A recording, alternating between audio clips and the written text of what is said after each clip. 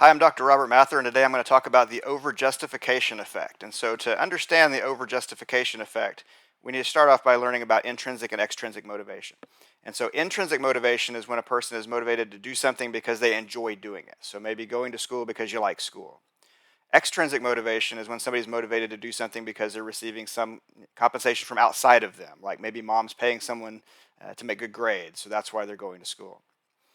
And so, if somebody's intrinsic motivation is initially high, they really enjoy and love doing something, then if you add extrinsic reinforcement and you pay them perhaps something above and beyond what they were already getting, sounds awesome and their motivation actually goes up.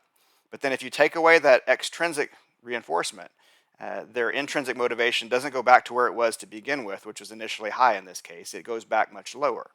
And so what happens is that extrinsic reinforcement undermines the original intrinsic motivation. It doesn't get to go back to the same place it was to begin with.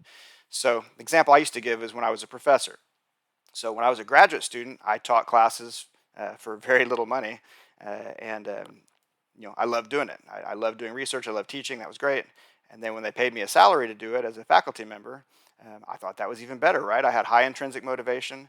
They added extrinsic reinforcement on top of that, and the sky's the limit. I loved doing it. I worked really hard, right? But the second my paycheck would have stopped coming, I would have stopped teaching, right? And so the extrinsic reinforcement would have undermined my intrinsic motivation. Fortunately, they always paid me, so that wasn't a problem. And my intrinsic motivation always stayed high as well.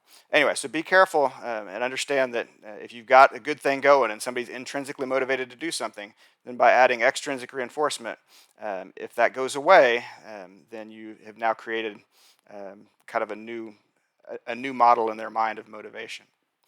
Thank you very much.